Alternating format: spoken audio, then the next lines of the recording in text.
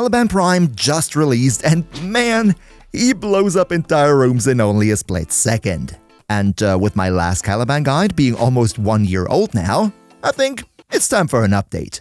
So, in this Warframe guide, I'm gonna show you how to get Caliban Prime for yourself, what you need to know about his kit, and I even have multiple builds prepared for beginners as well as for Steel Path. Big shoutouts to all our Sentient channel members, and now, let's jump right into it. Now, the most important question right off the bat, how do you get Caliban Prime for yourself? Well, as per usual, you need to farm his prime relics and then crack them open to get his parts. However, in order to get this out to you as fast as possible, parts of this video are pre-recorded, meaning at this point right now, I do not yet know what the exact names of the Caliban relics will be, but I don't think that's going to be a problem because for the last couple prime access frames, the best farming spots for the relics have always been the Void Capture missions Hippit and Uko, as well as the Lua Disruption Apollo. I don't think that's going to be any different this time. If for whatever reason it is though, I'm going to keep you updated in the pinned comment down below. And of course, if you don't want to do the Prime grind, then you can always smash your credit card against the screen and just buy the Prime access. But now that you know how to get your greedy little 10 of fingers onto Caliban Prime yourself, let's talk about what the man can actually do, starting out as per usual with his passive, and this is quite a bit because Caliban kinda sorta has two different passives at the same time. Let me explain.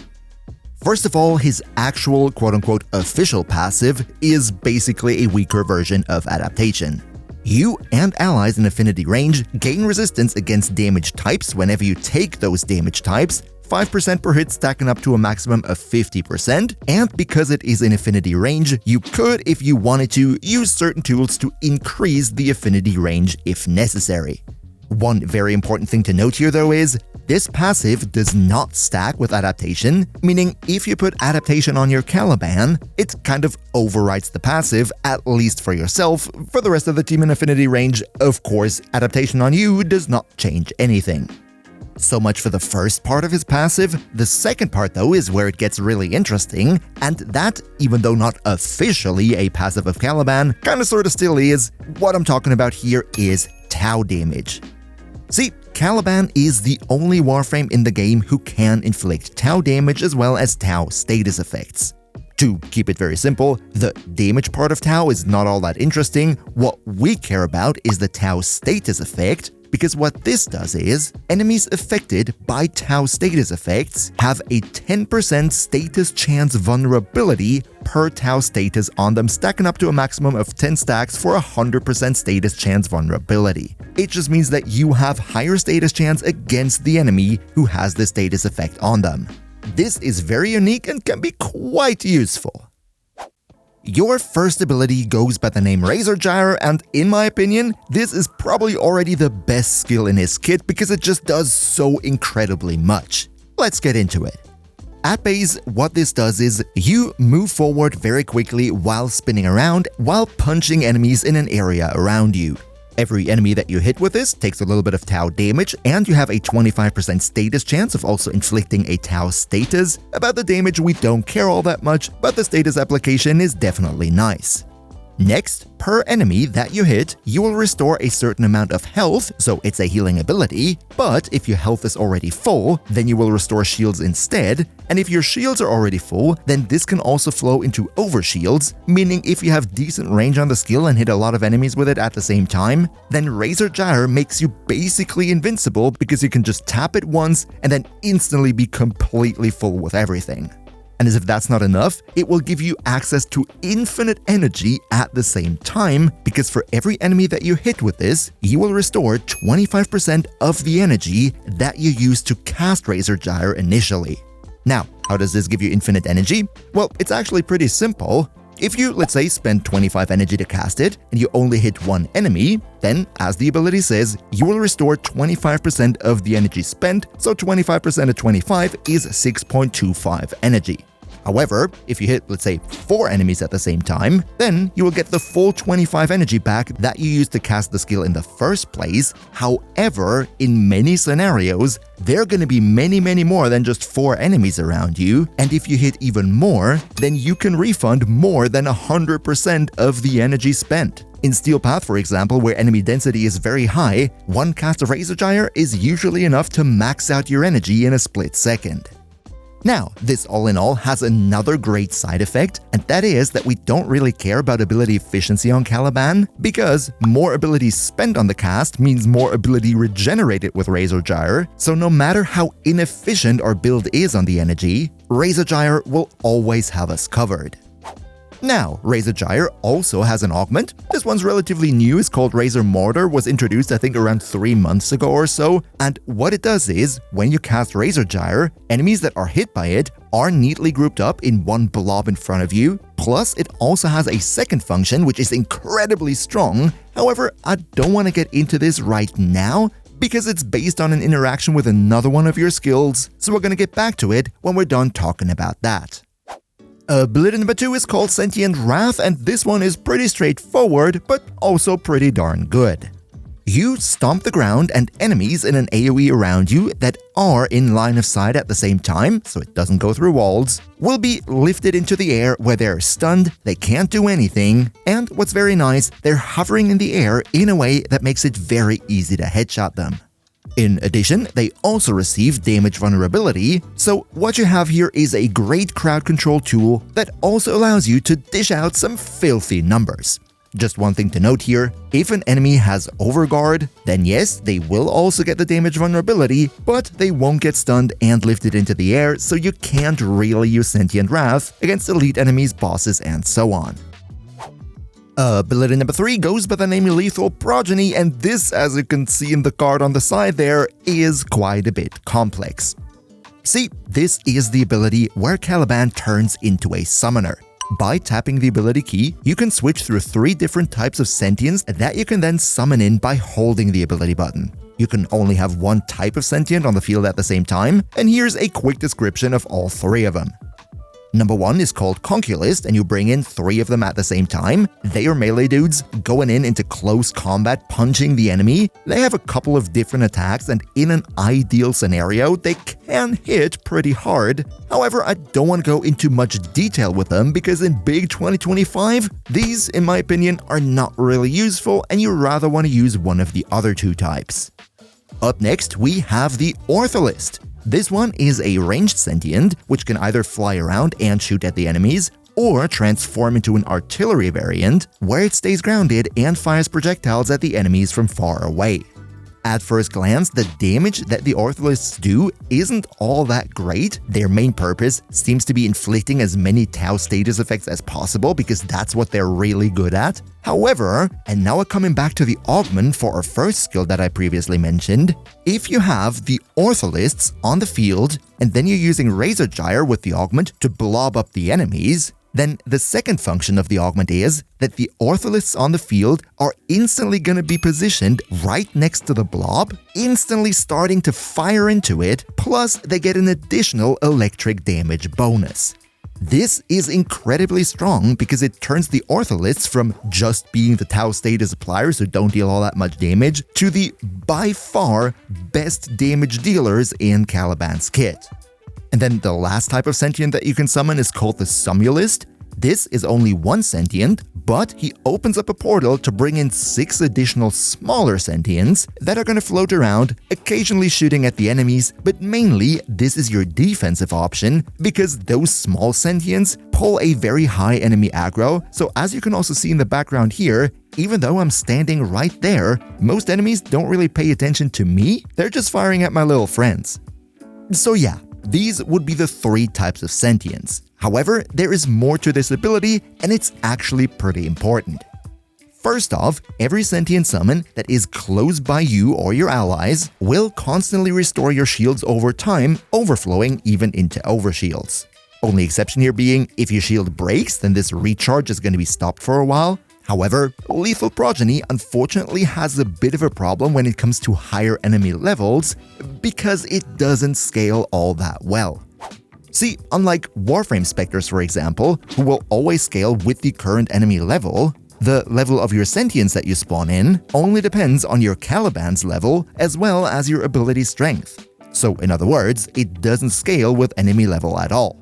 Now, for the most players, this shouldn't be that big of a deal, because in normal Steel Path levels and even in Archimedia, your little sentient friends shouldn't struggle all too much. However, if you want to go into a long Devere circuit run or level cap endurance yada yada yada, then this is definitely something you need to consider. And finally, your fourth ability is called Fusion Strike, and also this one does quite a lot of things at the same time.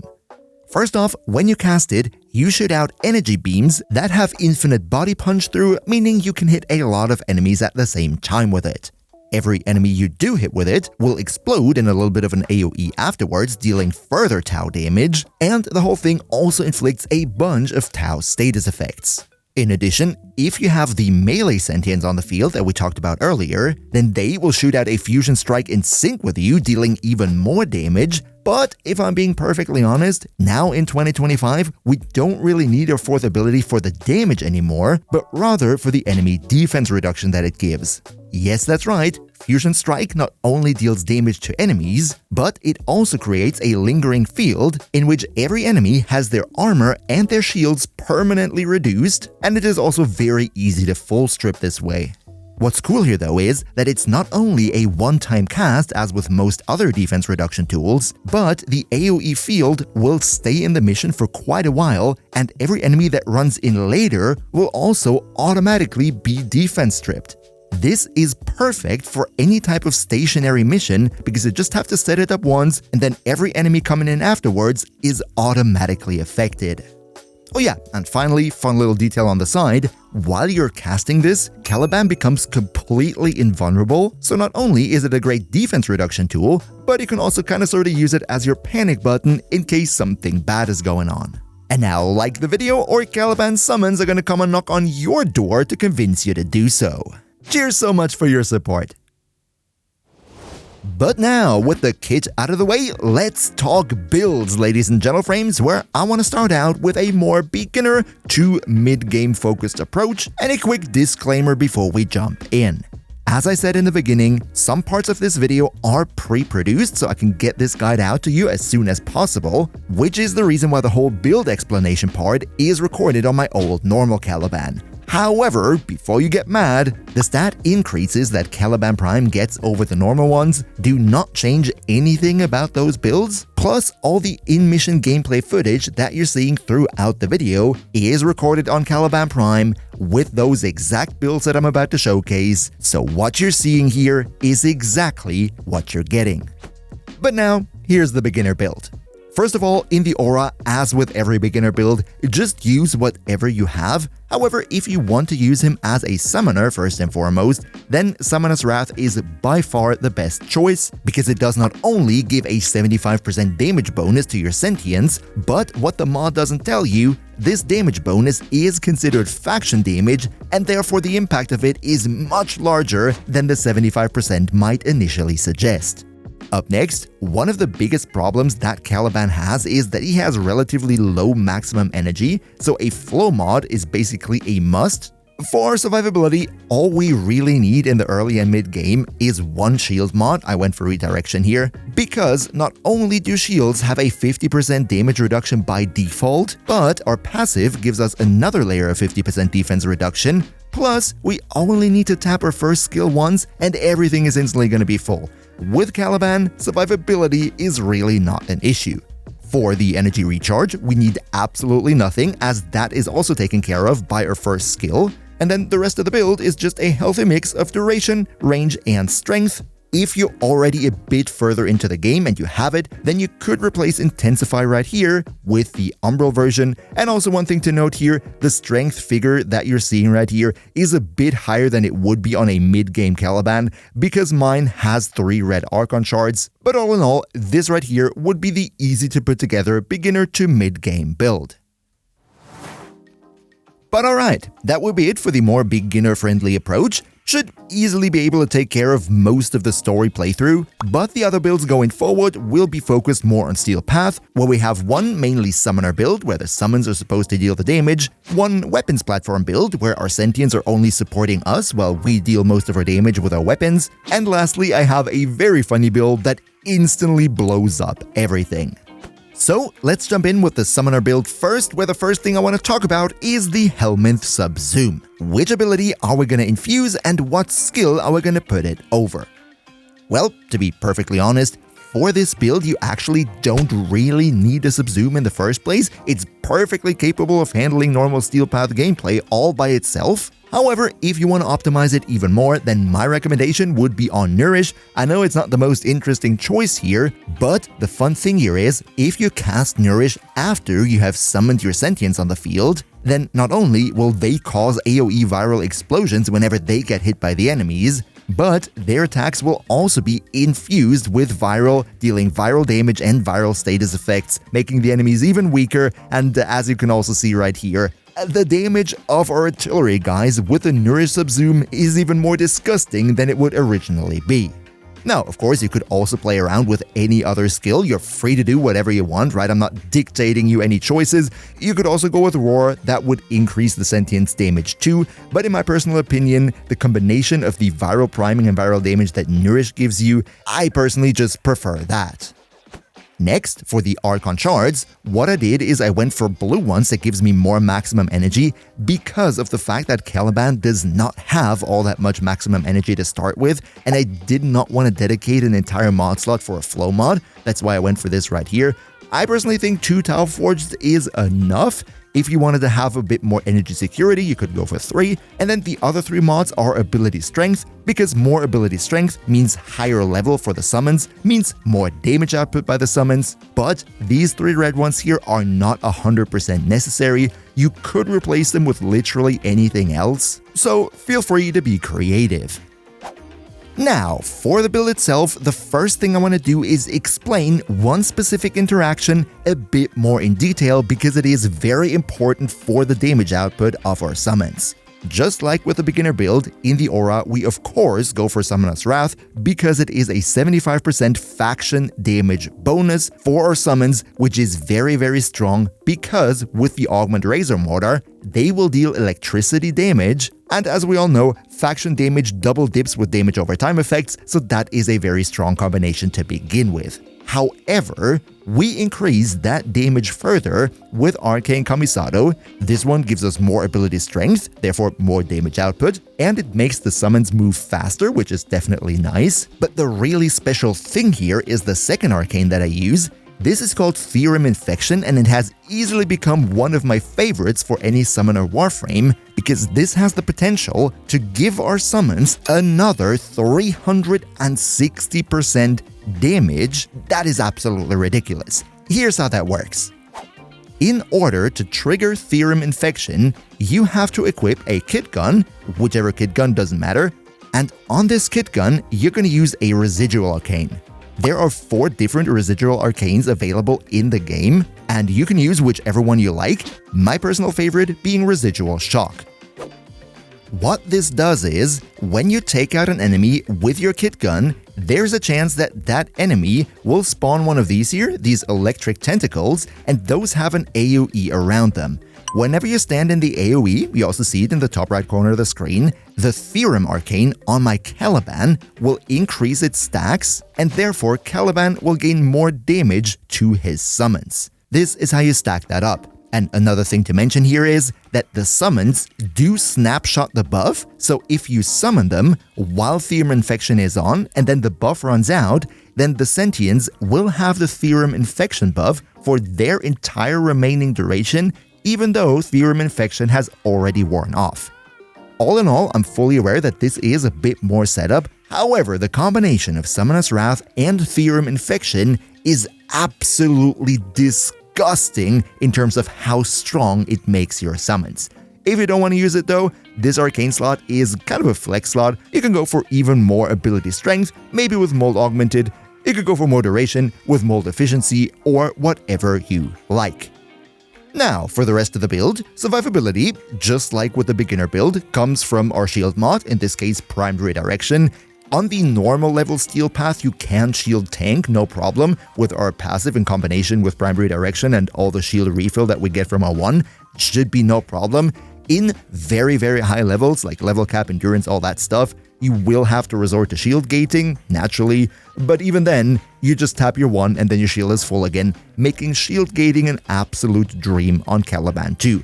By the way, this is why I use Primed Surefooted in the Excellus slot, because the only thing at very high levels that Caliban really needs to worry about is ability nullification, or, well, being knocked down and taken out before you can cast your first, and that is why Primed Surefooted helps there. If you don't care about it, just replace the Excellus with whatever you like. Now, for the rest of the build, as initially stated, raise a Mortar, because that is basically the mod that we need to deal damage with our artillery sentience here. And then the rest of the build is a healthy mix of strength, range, and duration. Having a decent bit of range here is actually pretty nice, because it means we can collect, quote-unquote, a lot of enemies with our first, so that our artillery sentience can then freely blast into them. Now, just in case you want to one-to-one recreate this build, this right here will be some more information on my kit gun. I use the Love Tab grip, the Gaze Chamber, and the Ram Flare loader. However, if you have other preferences with kit guns, you're free to use that. The only thing that matters is that you can take out enemies quickly with it. This is the build that I use in the showcase here. It's meant as a heat DOT build against Grenier. As always, if you go for different scenarios, you change the build based on that. And other than a kit gun to set up the Theorem Arcane, you don't need any specific companion or other weapon synergies. Just one thing to mention here, in case you don't want to go for the Theorem Arcane, and therefore you don't need to take out enemies with the kit gun, you could think about maybe going for an invisibility build with any type of shade or the Huras Kubro, because with this build you're not going to deal damage with your weapons, only with your abilities, only with your summon sentience. So if you like any type of invisibility builds, then this would synergize too. Not saying that you have to, it's just a possibility that I wanted to mention. That would be the summoner build. It's insanely strong, just group up all the enemies and let your sentience blast into them. Damage is crazy and it's a lot of fun to play. Up next, let's talk about a more down-to-earth build, a standard gunrunner build where we don't necessarily focus on our sentience dealing damage, rather we just use them as support for us by distracting the enemies, by filling up our shields. This build is focused mainly on these little swarm sentients that you can bring in, while we use our first ability to stay alive, our fourth ability to reduce the defenses of everybody in the room, and our 3 to stun them, give them additional damage vulnerability, and lift them into the air to pick them off one by one. If you wanted to, also here you could subsume any ability that you want, feel free to experiment. My personal recommendation would be either to subsume over your 2 or your 4, whatever you think you need less. For the subsume ability, first of all, you don't really need one. It's perfectly fine to play this build without any additional skill from another Warframe. If you wanted to use one, however, you can be creative in any way you want. There's nothing that this build specifically needs to turn your Caliban into a strong but generic weapons platform. The shards are the same ones as on my previous build. Maximum energy also here is a big W because Caliban doesn't have a lot of that by default, and the 3 red ones are completely flexible. One thing you might actually consider on a weapons platform build would be going into more casting speed, because you're going to cast your abilities a bit more, perhaps. Just keep in mind that by increasing the casting speed, this also means your invincibility time frame that you have while casting your 4 will be reduced. For the main weapons platform build here, please don't just blindly copy it, because a lot of this here is flexible, and it will all depend on whether you use a helmet ability, if yes, which helmet ability, and also which of your skills you're going to subsume over. Since right here we don't care about our sentience damage, I didn't use Summoner's Wrath in the aura. You're free to use whatever you like. I went for Growing Power. Same goes for the Exilus. Go for whatever you prefer. And then the only stat that I think you should have is a bit of range. I think 175 is the sweet spot here, because your first, second, and fourth ability all like to have a decent bit of range. So that's kind of sort of the fixed thing here. Duration and strength. You just adjust that based on the needs of which helmet ability you're going for. So yeah, that would be the weapons platform build, just in case you're into that type of stuff. But before we end the video, let's now also talk about a kind of NUKE build setup where we use a very strong interaction that gets even better when used by Caliban. What we do here is, we infuse Xata's Whisper as our helmet ability. Doesn't matter whether you put it over your 2 or 4, I personally prefer to replace the 2 because the armor strip on the 4 is just so juicy. For the Archon shards, it completely doesn't matter, go for whatever you like, same shards for me as per usual. And the main interaction of this build that makes it so incredibly strong is that we use a weapon with blast damage on it in combination with the Xata's Whisper skill. Let me explain what's going on here. Now, I'm not 100% sure if what I'm about to explain is precise and correct because I didn't really find a proper source on the internet for this, but what happens is, if you have a weapon that deals blast damage, and blast has a bit of an AoE that hits enemies around, and then you use Xata's Whisper to infuse that weapon with void damage, then not only will you cause a void status effect on the one enemy that you hit, you see the void bubble right there, that's the void status effect, but because of the fact that Xata's Whisper not only infuses the weapon with void, but it's a second damage instance, that means that the blast explosions too will trigger the exact void effect again, causing a chain reaction that deals a lot more damage than it should do, and it gives single target weapons, like my little Furus right here, somewhat of an AoE capability because of the AoE explosions of the blast in combination with the void bubbles. Now, so far, nothing new. This is a well-known interaction and you can use it on a lot of different frames. What makes it so special on Caliban in specific?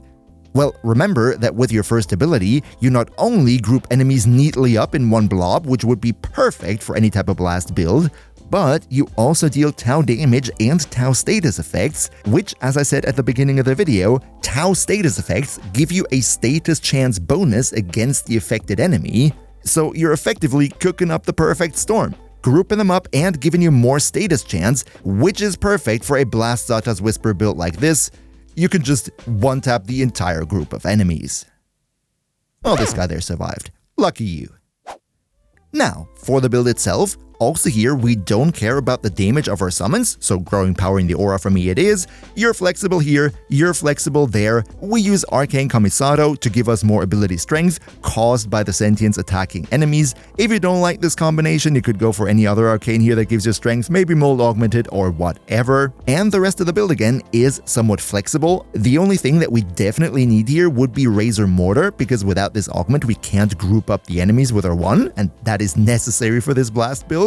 However, strength, range, and duration are flexible and you can kind of shift it around to cater to your personal preferences. And finally, as my second arcane, I went for Arcane Velocity, which gives my secondary weapons a lot more fire rate, and that is because as my main weapon of choice to go hand in hand with my Caliban, I use the Furies Incarnon, which is a very high status chance, high fire rate weapon that is absolutely perfect. This right here, by the way, is the build that I used in the showcase. I think I talked about the Furies Incarnon as well with this build in my Yareli video, so there's not necessarily anything special, it's just a strong blast build. I do have a Riven with these stats on it. It's pretty cool. But of course, you do not have to go with the Furies Incarnon. You could use any other weapon, whether it be primary or secondary or melee, as long as it has a lot of status chance and you can mod blast onto it. The Phantasma would also be a good option, by the way. You just need to be able to inflict a lot of blasts on the enemy blob in a split second. So, which weapon and companion would you recommend for this build? Let us know in the comments down below. And if you want to see the best Warframes of 2025, then check out this video here next. Another massive shout out to Niels V, Demon Lord Cell, Demon Emperor, Emperor Prime, Nostlinux Gaming, Turtlepeer, Underkaneo2, Skylar Bowser, Mihawky, Phil the Meme, Socrates the Almighty Rat, Leo Murasaki, Shadow Lockhart, Hantares, Patrosator, Boomia1, Mr. Games Plays, Zave, and all other generous channel members for your continuous support. We see each other hopefully in the next one, and until then, as always, good loot.